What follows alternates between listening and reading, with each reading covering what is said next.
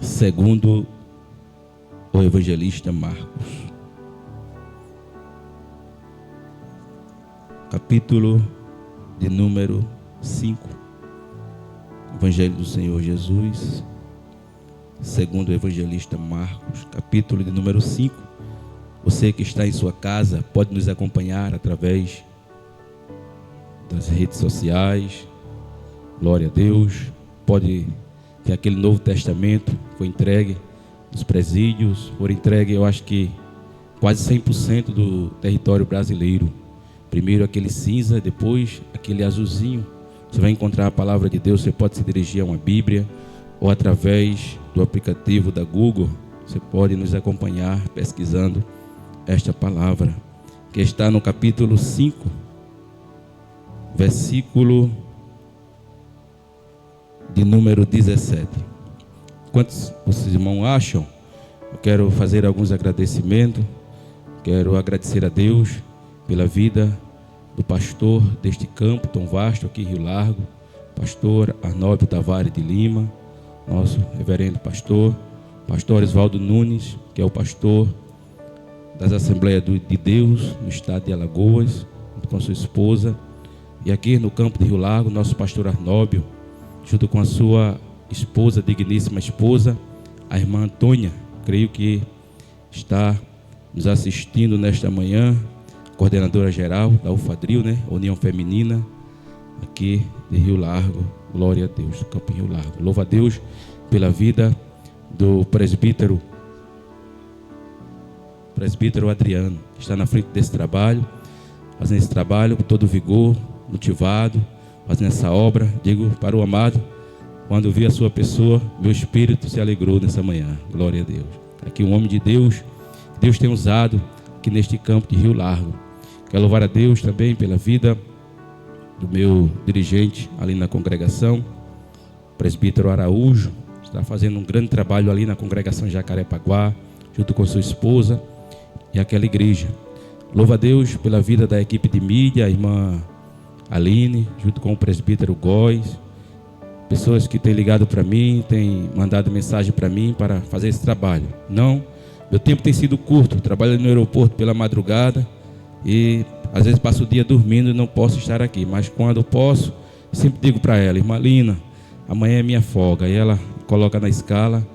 E eu falei para ela que seria a minha folga hoje, aí ela já me colocou aqui nessa escala para estar ministrando nessa manhã. Louva a Deus também pela equipe de mídia, o diácono Kennedy, toda a equipe de mídia aí, os dois jovens que estão aí motivados fazendo esse trabalho. Que Deus abençoe vocês, continue dando força e vigor. Glória a Deus. Deus me perdoe se eu esqueci alguém. Louva a Deus todos os dirigentes, como o presbítero Adriano já falou, do campo em Rio Largo, os obreiros, toda a equipe, irmãos, os missionários, a equipe de coordenadores aqui do campo em Rio Largo, todos os coordenadores do campo em Rio Largo coordenam esse trabalho para que faça esse trabalho acontecer. Louva a Deus pela sua vida, a você que está no trabalho, a você que está em casa, a você que está na cozinha, a você que está na sala, a você que está no carro, a você que está no caminho. Receba uma palavra de Deus nesta manhã. Glória a Deus.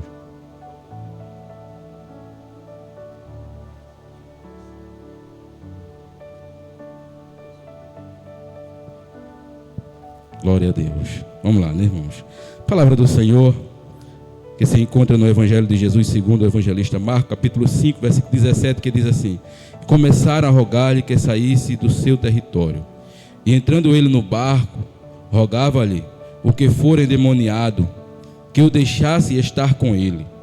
Jesus, porém, não lhe permitiu, mas disse-lhe: vai para a tua casa, para os teus, e anuncia-lhes quão grandes coisas o Senhor te fez e como teve misericórdia de ti. E ele foi e começou a anunciar em Decápolis quão grandes coisas Jesus lhe fizera, e todos se maravilhavam. Glória a Deus. Louvado seja o nome do Senhor. Eu quero dar um tema a essa palavra, a essa mensagem nesta manhã. Se eu errar algumas vezes na pregação aqui, irmãos, concernente, às vezes a gente fala e a gente acha que é à noite, né? Quase do costume que a gente tem, está pregando à noite. Então nós estamos nesta manhã, me perdoe. Glória a Deus. O valor de uma alma. Glória a Deus. O valor de uma alma. Sobre esse tema, eu gostaria de pregar sobre 4 tópicos: a ordem, o percurso, a libertação e o missionário. Glória a Deus. Vou repetir. Sobre esse tema, o valor de uma alma, eu gostaria de pregar sobre 4 tópicos: a ordem, o percurso,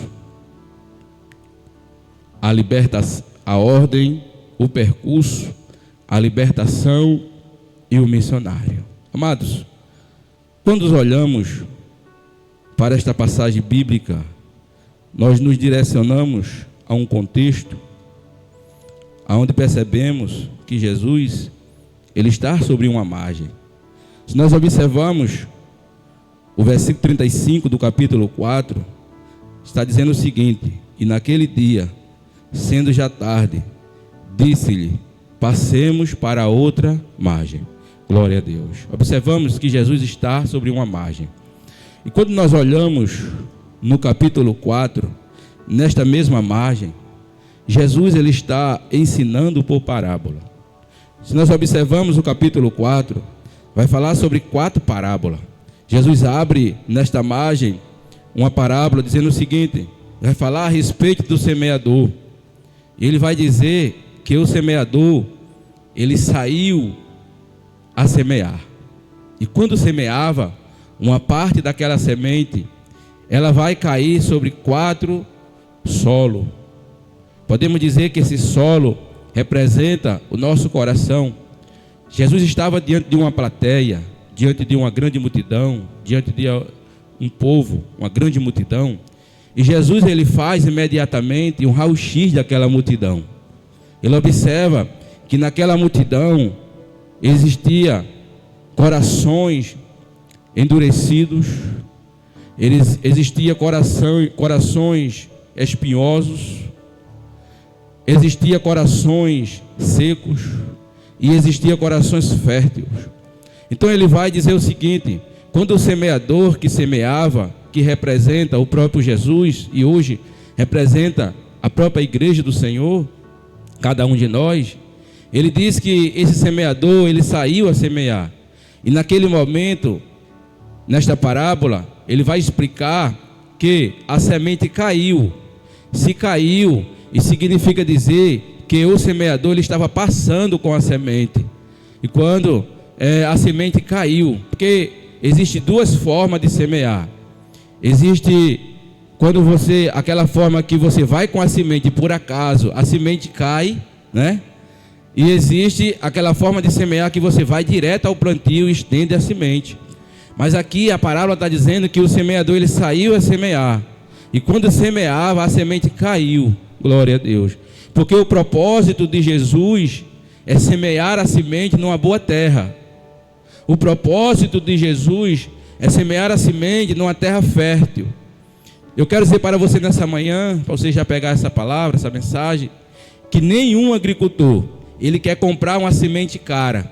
Ele quer fazer um investimento e colocar a sua semente em um solo despreparado, em um solo de qualquer jeito, em um solo sem estar cultivado, sem estar preparado. Primeiro o agricultor, ele vai observar o solo, ele vai colocar os seus tratores ali para escavar o solo, ele vai preparar o solo, ele vai adubar o solo e depois de todo esse processo, ele vai estender a semente. Então, exatamente a palavra de Deus. Deus, ele trabalha em nós, através do Evangelho. É o Evangelho, é a palavra de Deus que escava este solo, que é o nosso coração. Então ele vai dizer o seguinte, que o semeador quando sai, a semente cai, mas cai em um solo. Observamos que a semente, ela caiu nesses 4 solos. Jesus vai dizer isso. O primeiro solo, ele recebeu a semente, só que o solo, ele não está preparado para guardar a semente. Este solo representa o nosso coração. E nessa manhã eu já faço a primeira pergunta: Como está o seu coração nessa manhã para receber a poderosa palavra de Deus? Para receber essa semente que é a palavra de Deus. Jesus vai dizer, ó, nessa grande multidão, tem pessoas aqui que vai receber o evangelho, receber a palavra. Só que a palavra, ela não vai encontrar guarida. Ela não vai encontrar profundidade, ela vai ficar com facilidade. Ou seja, ela vai entrar por um ouvido e sair por outro. Infelizmente, nós estamos diante de uma sociedade, de um povo, em um século, em que muitos ouvem a palavra, mas a palavra ela não encontra guarida, ela não desce para o coração, ela não desce para as profundezas. Jesus está dizendo isso aqui. Então, o que acontece? Jesus está dizendo, olha, tem pessoas aqui que estão ouvindo o ensinamento, estão ouvindo a palavra, mas a palavra, ela não vai encontrar guarida. E o que é que acontece quando essa palavra ela não encontra guarida? Jesus vai falar sobre um pássaro. Esse pássaro que representa os amigos, as coisas da vida, que representa muitas das vezes os prazeres da vida, que representa o inimigo. E a Bíblia diz que Jesus disse o seguinte, o pássaro passou, viu a semente que ela não tinha profundeza, ela não encontrou guarida, o pássaro foi, pegou a semente e levou. É aquela pessoa que recebe a palavra, ouve a palavra, mas a palavra não desceu para o coração, ficou ali com facilidade. Então vem os amigos, vem os prazeres da vida, e aconselha aquela pessoa novamente, e a pessoa se volta para o mundo novamente. Ela vem para a igreja, ela vem visitar, ela vem ouvir a palavra, mas essa palavra não desce para o coração dela. A terra está seca, não consegue receber o evangelho. A segunda semente, Jesus vai falar o seguinte, que quando o semeador que saiu a semear, essa semente, ela caiu em pedregais. Ou seja, porque não tinha, ele disse, porque não tinha muita terra, mas apenas pedra. Ele vai falar do coração, irmãos, coração endurecido, aleluia. Então ele diz o seguinte, olha, nesta grande multidão, tem pessoas aqui que estão recebendo a palavra, só que existe pedra no seu coração, e a pedra ela dificulta, aleluia, glória a Deus. Se a gente for para o livro de Isaías, capítulo 5, a Bíblia diz que Isaías ele canta uma parábola a respeito da sua vinha. O que é que Deus faz ali? Ele limpa das pedras, né? Faz todo o processo ali para colocar a sua semente, a sua parreira, o fruto da uva. Então, o que é que as pedras fazem? Atrapalha. Então, a semente ela bate ali, ela fica entre as pedras. Aí Jesus diz assim, então veio o sol, isso fala das dificuldades, dos problemas, e a semente ela até nasceu, germinou, mas ela não conseguiu dar frutos, não conseguiu prosperar, né? Isso fala das dificuldades, dos problemas que nós enfrentamos, dos leões da vida que nós enfrentamos diariamente. E aí, quando esse sol que representa essa dificuldade, aí a pessoa se afasta, ela sai dos caminhos do Senhor, ela deixa o evangelho de lado. Jesus vai falar sobre a terceira semente, que ela caiu entre os espinhos, e ali ele disse assim, como ela caiu entre os espinhos, então os espinhos cresceram e sufocaram, né? Fala dos bens materiais, dos prazeres da vida. As pessoas começam na casa de Deus, ela aceita Cristo como Salvador, mas ela prospera, de uma forma ela prospera. Deus dá o carro, Deus dá a casa, Deus dá a fazenda, e a pessoa já não tem mais tempo de adorar o Senhor, ela se afasta. O tempo dela agora é para os bens materiais, é para as riquezas. Jesus está dizendo, esses são os espinhos, sufoca, é as amizades, é os prazeres da vida. Jesus está dizendo assim, olha, a semente também, ela caiu na quarta, veja que todos quatro solos, todos quatro, receberam a semente, mas cada um estava de uma forma. O primeiro, a terra estava seca. O segundo, arrodeado de pedras. O terceiro, espinhos. E o quarto, a terra estava fértil. A terra tinha terra profunda. O que é que acontece ali? A semente vem, cai ali, se aprofunda. Jesus estava falando dos seus discípulos, Jesus estava falando da sua igreja, Jesus estava falando de cada um de nós hoje. A gente caímos nessa terra fértil. Então Jesus ele estende essa parábola a respeito do semeador. Aí Jesus vai mais adiante, né? Ele vai falar sobre a parábola da candeia. Aí ele vai falar um pouco da luz, a importância da luz. Não se pode pegar uma luz e colocar ela debaixo do alqueire, né? Ele fala da sua igreja, do seu povo. Então coloca em um lugar para que brilhe, né? Para que dissipe as trevas. Ele vai para a terceira parábola, a parábola da semente. E tem pessoas que ficam perplexas, perguntando, né? Nessa parábola da semente. Vejamos que nessa parábola da semente, a pessoa que semeou, Jesus vai dizer que a pessoa se acorda, vai de noite e vai de manhã observar essa semente. Não sabe como, ele fica sem saber explicar, né? Ele fica assim, é um mistério, né? Como é que pode, né? Então, o reino de Deus é dessa forma. Existem coisas no reino de Deus que, aos olhos humanos, a gente fica sem entender, né? Como o reino de Deus prospera, como cresce, né?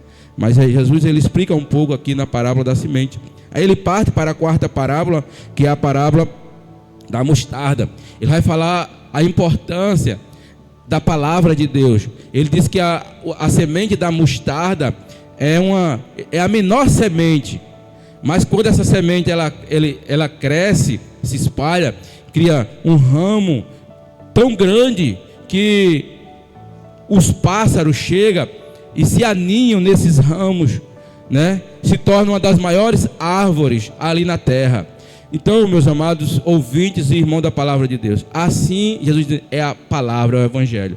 Por mais pequeno que seja, por mais simples que o evangelho seja aqui, mas é importante que semeamos o evangelho.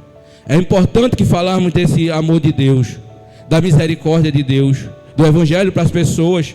Veja que o grão de mostarda aos nossos olhos, é comparado a uma poeira nas nossas mãos. Mas quando colocado no solo, ele cresce, se torna uma grande árvore. Assim é o reino de Deus, é o evangelho, né? Aos olhos humanos pode não ser nada, né? Pode ser comparado a nada, mas está aí, né? É o freio da terra, glória a Deus. A igreja de Jesus é o freio deste carro desgovernado que é o mundo. E ele adentra na palavra. Para entrar aqui no capítulo 5, ele coloca aqui o versículo 35, Jesus apazigua a tempestade. O que acontece aqui, irmãos? Primeiro, nós observamos, é uma mensagem expositiva, irmãos. Eu creio que vai trazer um grande aprendizado primeiro para mim. Mas nós observamos no versículo 35, que diz assim, ó, e naquele dia, sendo já tarde, observamos uma coisa aqui já, o tempo. Por isso que eu quero pregar sobre esses 4 tópicos. Então a primeira coisa que Jesus vai enfrentar aqui é o tempo. Observamos que Jesus está em uma margem, como eu já falei. Eu já falei nesse contexto aqui. E ele vai ensinar através de parábola. E agora, quando ele termina de ensinar, ele vai dar a ordem aos discípulos. E diante desta ordem, ele se depara com o tempo. O tempo já não era favorável. Observa-se que ele diz assim, ó, o historiador, o evangelista Marcos, o escritor Marcos, ele diz o seguinte: naquele dia, sendo já tarde, o tempo não era favorável, já era tarde. Aos nossos olhos, irmãos, na missão, às vezes a gente coloca um empecilho quando a gente se dirige a fazer a missão, a fazer a obra. Às vezes o tempo fecha para nós. É ou não é? O tempo fecha. Às vezes a gente quer fazer a obra, de repente vai chover. Outros dizem existe sol demais, né? Outros têm os seus problemas, suas dificuldades, e o tempo fecha para aquela pessoa. Observamos que o tempo estava fechado para Jesus. Ele diz aqui o seguinte, ó, sendo já tarde, glória a Deus, louvado seja o nome do Senhor. Sendo já tarde, mesmo assim, diante do tempo que estava tarde, Jesus deu a ordem, disse-lhes: passemos para outra margem. Ou seja, Jesus ele vai enfrentar o tempo. Jesus ele poderia dizer: deixa para amanhã, porque Jesus sabia que do outro lado, aos seus olhos, ao seu ver, estava ali um homem endemoniado, estava ali um homem, uma pessoa que iria ser transformado num missionário. Jesus iria empossar um missionário do outro lado em Gadara. Ele precisava empossar um missionário em Gadara. Só que para empossar esse missionário em Gadara, a primeira coisa que Jesus vai enfrentar aqui é o tempo. A primeira dificuldade que ele vai enfrentar é o tempo. E diante desse tempo, ele diz o seguinte, pode observar o texto: passemos para outra margem, diz ele, passemos para outra margem. Ou seja, observamos aqui, primeiro, o tempo, já era tarde. Segundo, observamos que ele quis levar a equipe, ele quis levar os discípulos. Passemos, isso é plural. Ele quer levar os discípulos para essa missão, ele não quer deixar nenhum. Passemos para outra margem. E a terceira coisa que observamos aqui nesta ordem é território. Então Jesus, ele não se concentrava em apenas um território. Veja que ele estava numa margem ensinando, mas agora ele vai escalar outro território, que é Gadara. Se nós observarmos em Atos 1:8, está lá: mas recebereis a virtude do Espírito Santo, e ser-me-eis testemunha, tanto em Jerusalém, como em toda a Judéia, e em Samaria, e até os confins da terra. Veja só, o que é que ele diz aqui, ó? Primeira coisa, recebereis a virtude do Espírito Santo. Jesus está dizendo para os discípulos: ei, vocês só vão pregar em Samaria, vocês só vão pregar em Jerusalém, ser minhas testemunhas, tanto em Jerusalém, em toda a Judéia, em Samaria, até os confins da terra, depois da virtude do Espírito Santo. Aleluia, glória a Deus. Nós precisamos da virtude do Espírito Santo para pregarmos o Evangelho. Sem a virtude do Espírito Santo, nós não iremos para a outra margem, nós não iremos para outros territórios. A igreja, ela precisa clamar pela virtude do Espírito Santo. É a virtude do Espírito Santo quem nos impulsiona a fazer essa missão. É a virtude do Espírito Santo quem nos impulsiona a estarmos aqui nessa manhã. É a virtude do Espírito Santo que impulsionou a cantora a chegar aqui nessa manhã, impulsionou a equipe de mídia, impulsionou o presbítero Adriano. É a virtude do Espírito Santo que me impulsionou a estar aqui nessa manhã. É a virtude do Espírito Santo que impulsiona você que está do outro lado, assistindo essa mensagem, a parar e ouvir essa mensagem nessa manhã. Glória a Deus. É a virtude do Espírito Santo que nos impulsiona a colocarmos os folhetos no bolso e fazermos entrega de porta em porta. É a virtude do Espírito Santo que impulsiona a igreja a estar de pé. Jesus disse: recebereis a virtude. Isso é promessa, igreja. Recebereis a virtude do Espírito Santo. Aí depois da virtude do Espírito Santo, aí ele diz: e ser-me-eis testemunho. Aonde? Jerusalém, toda a Judéia, Samaria e até os confins da terra. Glória a Deus. Observamos que para esses territórios do nosso adversário, do nosso inimigo, nós temos a dinamite de Deus. Nós temos a dinamite de Deus. Aonde é, pregador, que está a dinamite de Deus? Romanos 1:16. Porque não me envergonho do Evangelho de Cristo, pois é o poder de Deus para a salvação, para todo aquele que nele crê. Aleluia. É o Evangelho, ela é a dinamite, é o poder de Deus. 1 Coríntios 1:18, porque a palavra da cruz é loucura para os que perecem, para nós que somos salvos, é o poder de Deus, é a dinamite de Deus, que destrói os territórios do inimigo. Então a igreja do Senhor, ela não está desarmada, ela tem essas dinamites para destruir os territórios do nosso adversário, do nosso inimigo. Vá dando glória a Deus. Deus está falando nessa manhã. Jesus vai para outro território. Jesus sabe a importância de uma alma. Jesus sabe o valor de uma alma. A dificuldade, o tempo não vai parar Jesus. Ele disse: passemos para outra margem. Não podemos estar apenas em uma margem. Não podemos pregar apenas em um lugar. Temos que escalar. Temos que nos dirigir a outros lugares.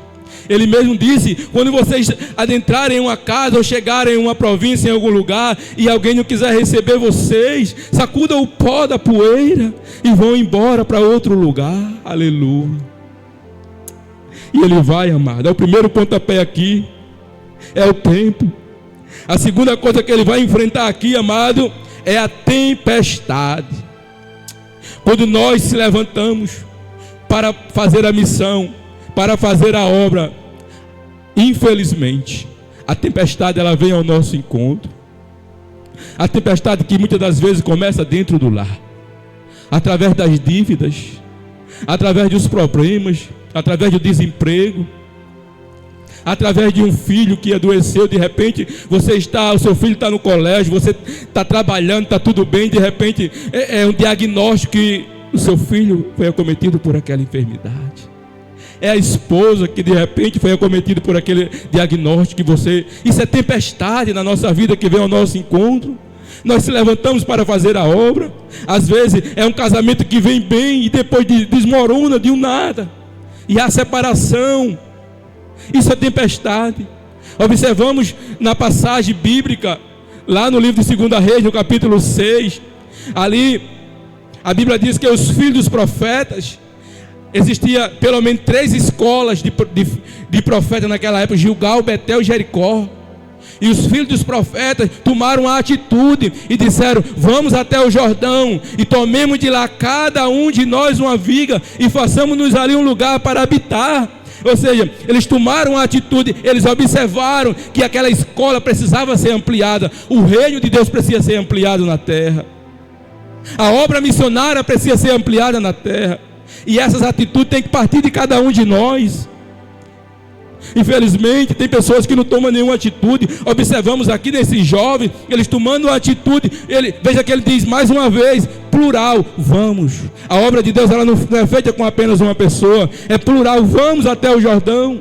O Jordão que representa o mundo, os lugares ocultos dessa terra.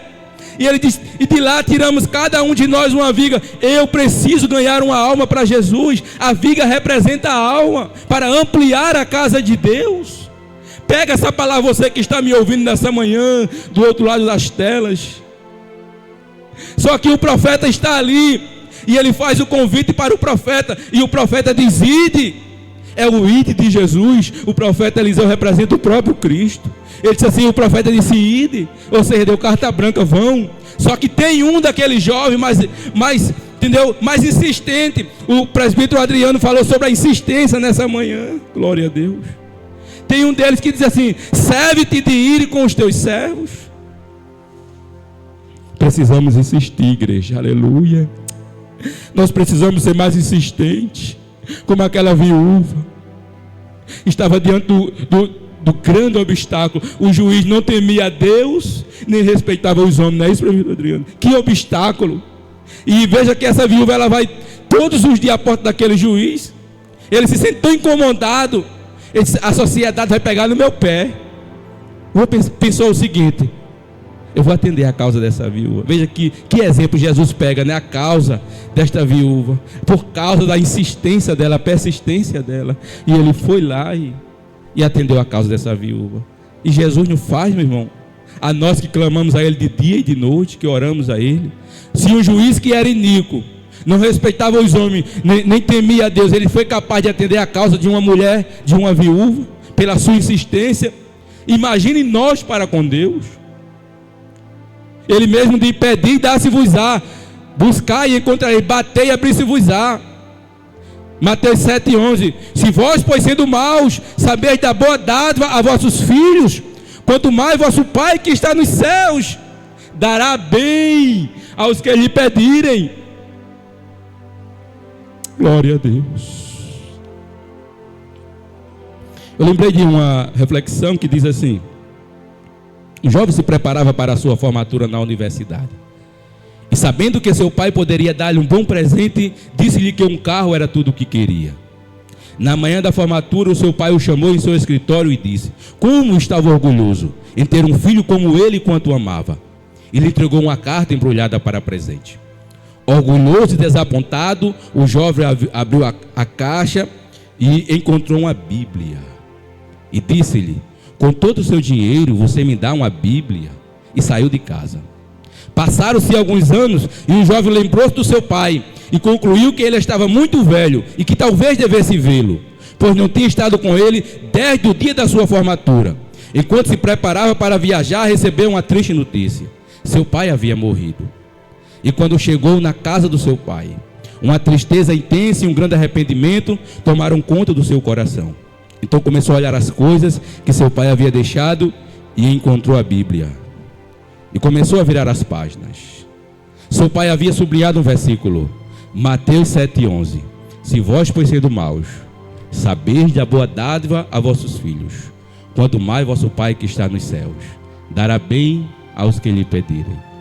Glória a Deus. Enquanto eu li essas palavras, vi uma chave do carro com a etiqueta de uma concessionária e a data da sua formatura dizendo: pago à vista.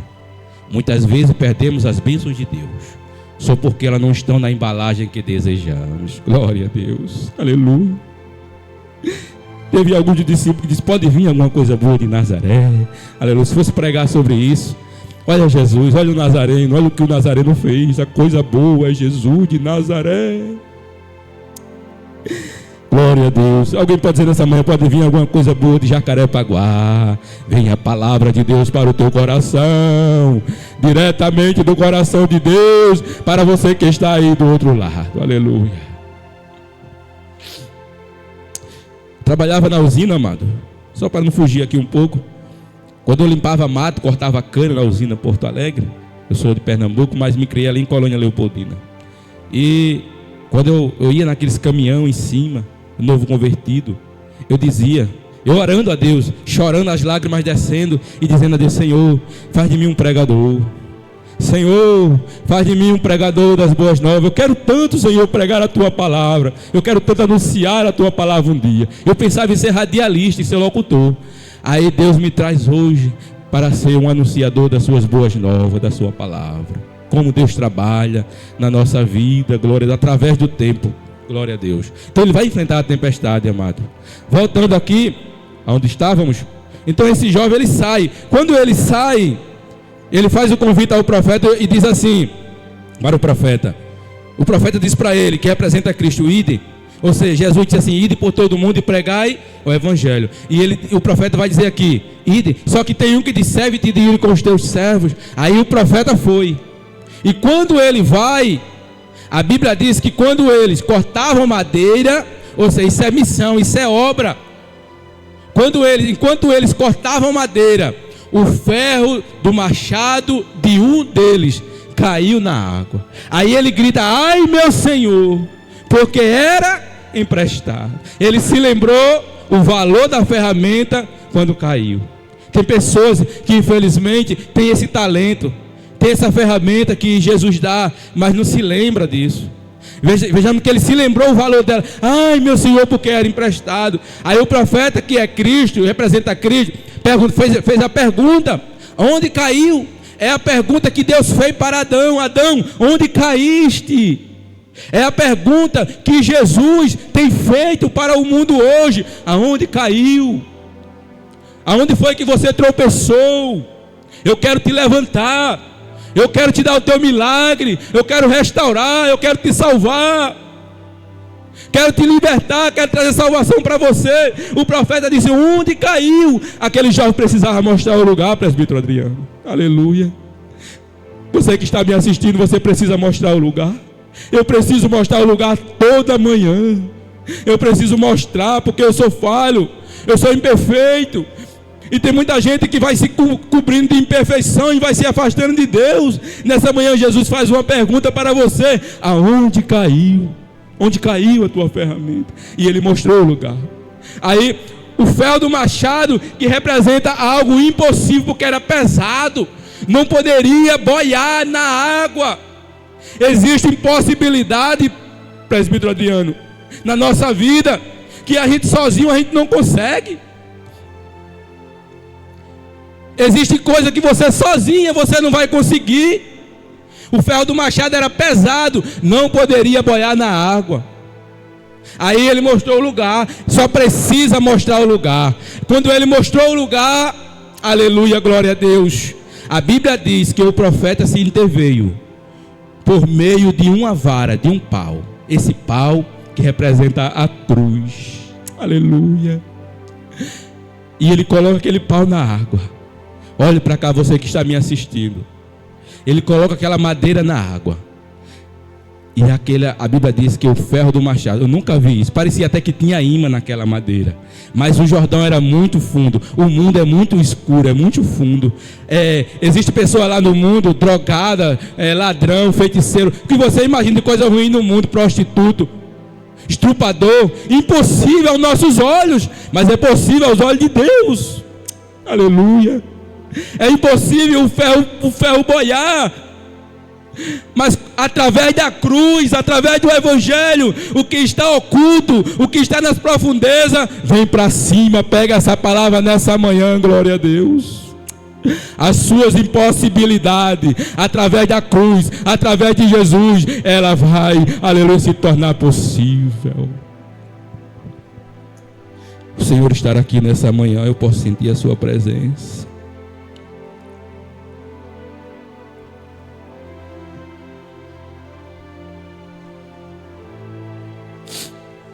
Através da cruz, aí boiou o ferro do machado, só que o profeta diz assim, pega, ele precisava tocar no milagre, aleluia, o milagre, eu e você precisamos tocar no milagre, alcançar o milagre, glória a Deus, pega, aí o profeta foi, o jovem foi e pegou o ferro do machado, e o seu milagre veio à tona, apareceu, aleluia, ele tomou posse do seu milagre. Então, essa tempestade, amado, veio ao encontro daquele jovem, enquanto ele estava fazendo a obra, trabalhando, buscando madeira para a ampliação daquela escola profética.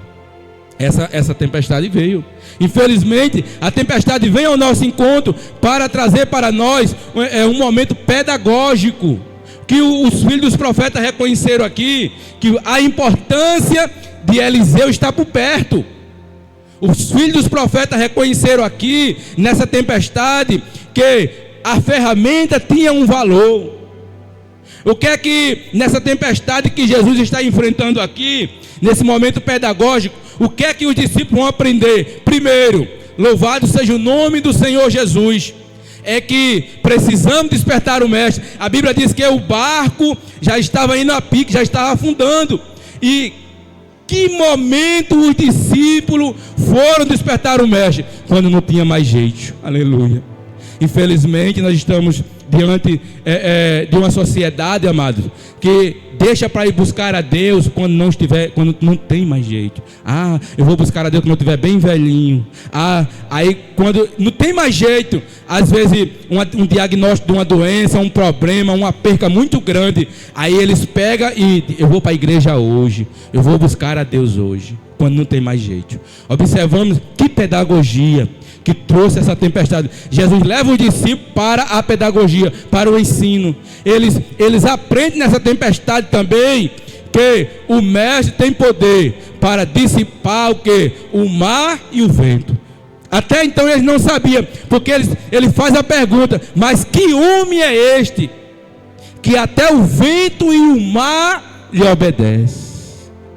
Que pergunta eles fazem, os discípulos? Até então eles não sabiam que o vento e o mar obedecia o nosso Senhor Jesus. Eu quero dizer nessa manhã, quem sabe esse mar e esse vento que tem se levantado contra a sua vida, saiba de uma coisa: se Jesus estiver no teu barco, pode se preparar que o milagre vai acontecer. Pode se preparar. Que homem é este que até o vento e o mar lhe obedecem? Observamos que nessa tempestade, a tempestade que veio sobre o profeta Jonas, veio porque ele estava em total desobediência, indo a um destino contrário à chamada que Deus havia enviado. Mas aqui os discípulos, eles estão indo fazer a obra, eles estão debaixo de uma ordem. Eles estão indo debaixo da ordem. Jesus disse assim: passemos para outra margem. E mesmo assim a tempestade veio ao seu encontro. Eu preciso explicar a você que mesmo a gente fazendo a obra, mesmo a gente servindo a Deus, vem tempestade, se levanta os dias maus sobre a nossa vida.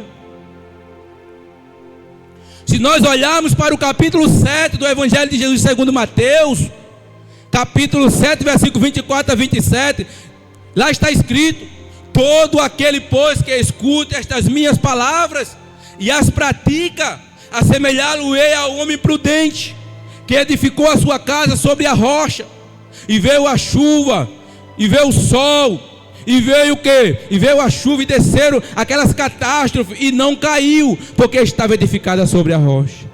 E aquele que ouve estas minhas palavras e não cumpre, compararam-ei ao homem insensato, que edificou a sua casa sobre a areia, e veio a chuva, correr o rio, assoprar o vento, combateram aquela casa e caiu. Observamos uma coisa aí, que os mesmos fenômenos que veio sobre a casa edificada na rocha, também veio sobre a casa edificada na areia. Os mesmos fenômenos que vêm para uma pessoa que está no mundo, vêm para uma pessoa que está servindo a Deus. A tempestade é inesperada, ela chega quando menos esperamos. Aleluia, glória a Deus. Ela é inesperada, ela vem na vida do ímpio, do pecador, e vem na vida da igreja, do povo de Deus. Momentos inesperados. Os fenômenos vão aparecer, mas o resultado é que chama a atenção, é que a que estava edificada em Cristo não caiu. Eu quero perguntar para você nessa manhã: você tem alicerce? Onde você está construindo a sua casa? Aleluia. Eu vou correr aqui, glória a Jesus. Saindo daqui, percebemos uma ordem, percebemos o percurso, tempestade, e agora vamos para a libertação, esse tópico. Olhe para cá, você que está me ouvindo. Jesus, ele deságua lá em Gadara. Está lá com seus 12 discípulos, passou a tempestade, enfrentou a tempestade, um momento pedagógico na vida dos discípulos. Ele enfrentou o quê? Ele enfrentou o tempo, ele enfrentou o cansaço, porque a Bíblia diz que ele estava dormindo na polpa daquele barco sobre uma almofada. Ele enfrentou o cansaço. Você, missionário, que está ouvindo essa palavra de Deus, pegue e sai nessa manhã. Ele enfrentou o tempo, dificuldade, ele enfrentou o cansaço, aleluia, ele enfrentou a tempestade. E agora ele vai enfrentar o endemoniado. Glória a Deus. Eu dei um tema nessa manhã: o valor de uma alma. Jesus não deixa para trás, amado. Jesus não deixa para trás.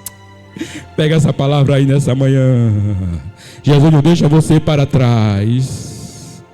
Quando eu não valia nada, estava desprezado pelo mundo, pela sociedade, Jesus não me deixou para trás. Ele usou alguém para me evangelizar.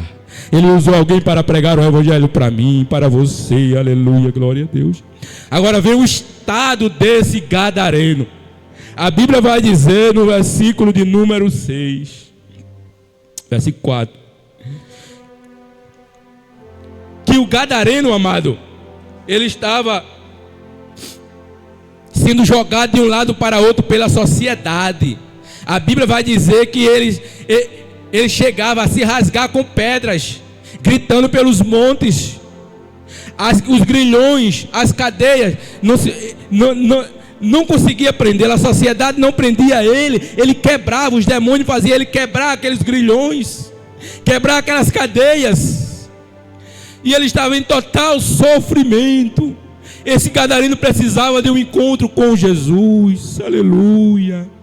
Precisava do encontro com o mestre, aleluia, glória a Deus.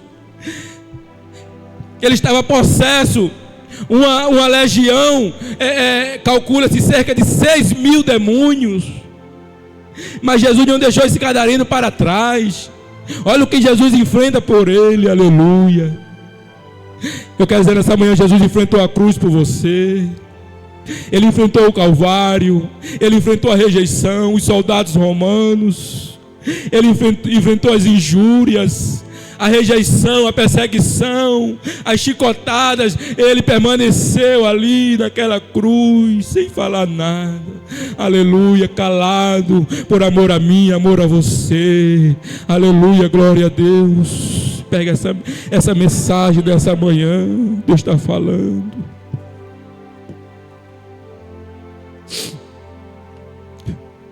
A sociedade desprezou, os demônios jogou ele para os cemitérios, os lugares ocultos. Se nós observarmos capítulo 12, versículo 43 ao 45 do Evangelho de Jesus segundo Mateus, está lá: quando o espírito imundo tem saído do homem, anda por lugares áridos, deserto, buscando repouso e não encontra.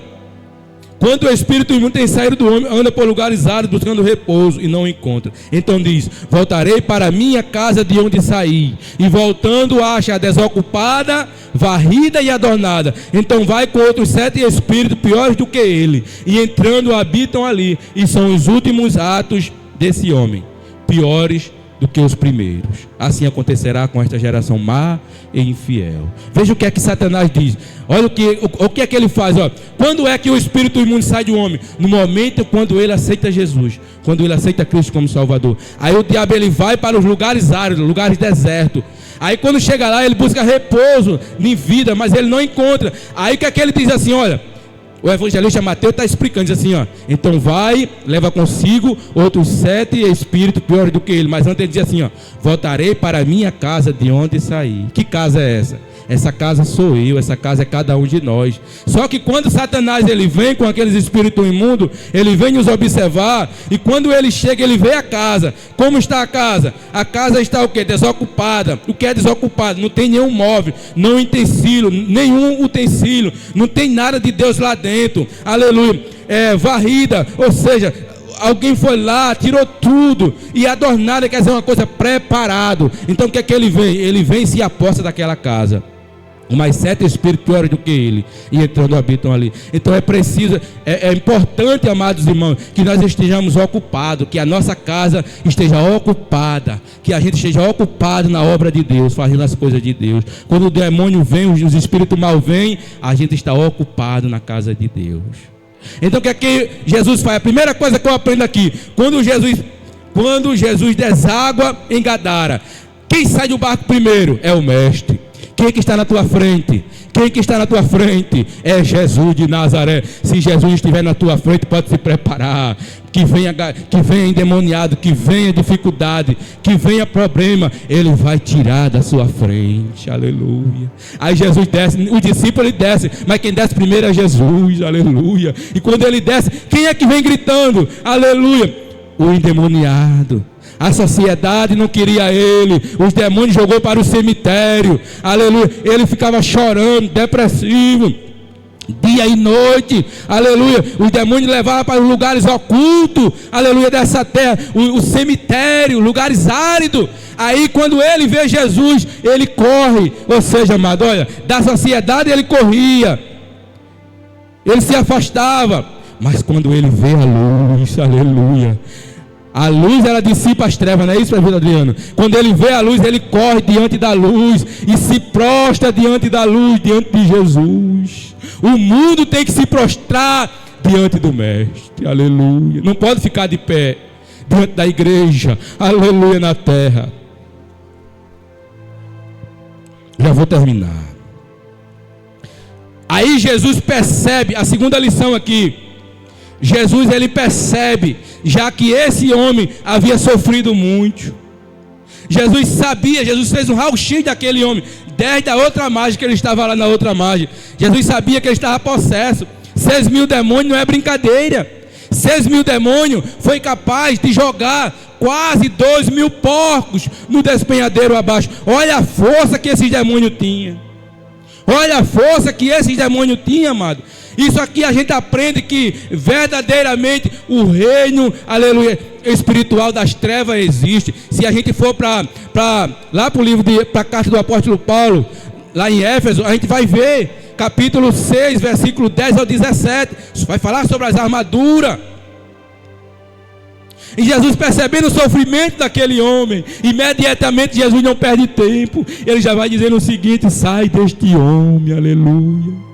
Jesus não perde tempo, amado. Ele quando ele salta do barco e o homem vem se prostrando, Jesus já vai dizendo: sai deste homem, espírito imundo. Sai deste homem. Ele já vai ordenando: sai deste homem, espírito imundo. Porque Jesus sabia que esse homem já havia sofrido demais, além da conta. Aí ele, a segunda coisa que Jesus faz, ele pergunta: qual é o teu nome? Já não era o homem quem respondia, mas os espíritos imundos quem respondeu: o meu nome é Legião. Ou seja, eles queriam intimidar Jesus. Em outras palavras, ele estava dizendo para Jesus: olha, nós não estamos só, é 6.000.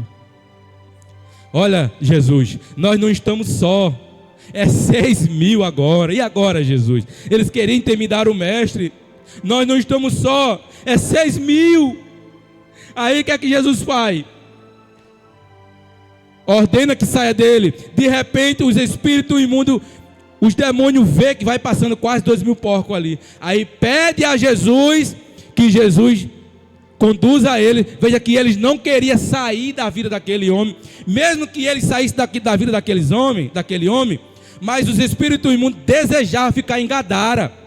Desejavam permanecer em Gadara, na vida daquele povo e outras vidas por ali. E a Bíblia diz que eles clamaram a Jesus para que Jesus não expulsasse eles dali daquele território. E ali Jesus conduz aqueles espíritos aos porcos. E a Bíblia vai dizer: veja a força que tem o reino das trevas. Jesus vai ordenar que quem manda nos porcos é Jesus. Mais ou menos. Agora calcula comigo. Se um porco, imagina comigo, um porco endemoniado dentro de Gadara. Agora quase 2.000 porcos endemoniados. Você já pensou no estrago que esses quase 2.000 porcos ia fazer dentro de Gadara, endemoniado? Mas só que quem conduz os porcos é o mestre. Ele tem o poder de cima e o poder embaixo. Glória a Deus. Os porcos, todos os porcos endemoniados. A opressão foi tão grande que aqueles porcos ficaram tão agoniados, tão aterrorizados, que foram conduzidos ao despenhadeiro. E a Bíblia diz que caíram sobre aquele despenhadeiro e morreram todos afogados. Esse é o poder de Satanás. É o poder de Satã. Aleluia.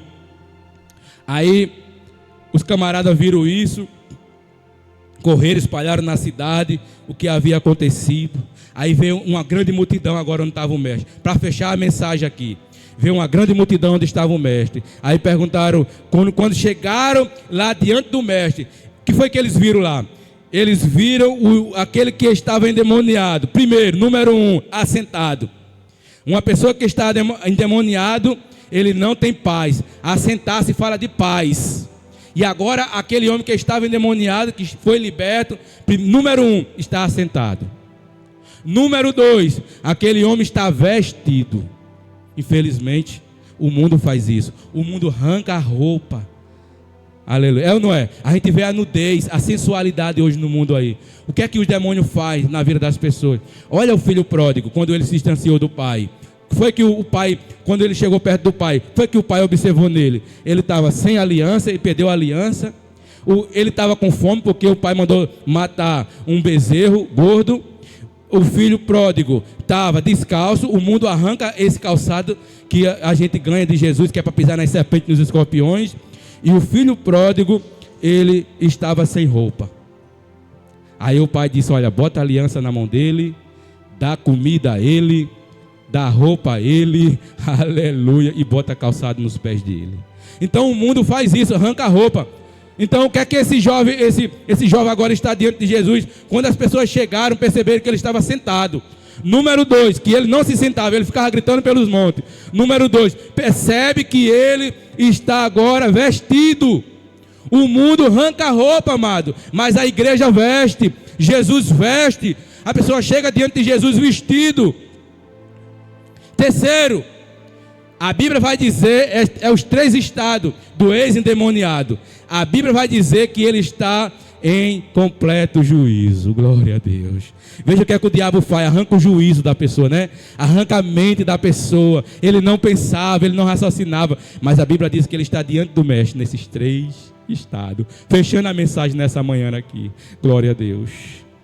Quando Jesus faz tudo isso, liberta ele, aí Jesus vai agora arrumar o barco para ir embora. Aí Jesus entra dentro do barco. E quando chega dentro do barco, que ele está arrumado, pega os remos, pega os remos para sair do lugar. Quem vem correndo atrás? O ex-endemoniado. Jesus, deixa eu ir contigo. Deixa eu ir contigo. É o versículo que eu li aqui no final. Jesus disse: não, você não pode ir não com a gente não. Você tem que ficar aqui para pregar o evangelho em Gadara, para falar o seu testemunho primeiro para os seus familiares. Começa dentro de casa. Vai falando para os seus familiares o que foi que aconteceu com você. Vá pregar o evangelho. E a Bíblia diz que aquele missionário, que agora era um missionário, ele foi pregar em Decápolis e começou a pregar o evangelho naquelas 10 cidades de Decápolis. Ou seja, Jesus deixou o missionário. Aleluia, glória a Deus. Ali Jesus implantou o missionário. Mas como estava o missionário, amado? Olha a situação que o missionário estava antes e o que Jesus fez na vida dele para que ele fosse transformado em um missionário para pregar o evangelho. Você precisa ser transformado primeiro. Você precisa ser libertado primeiro. Nós, a igreja do Senhor, fomos libertados primeiro. E hoje nós estamos aqui como um missionário pregador do evangelho. Glória a Deus. Eu quero agradecer a rica oportunidade em nome de Jesus. Muito obrigado. Que Deus abençoe.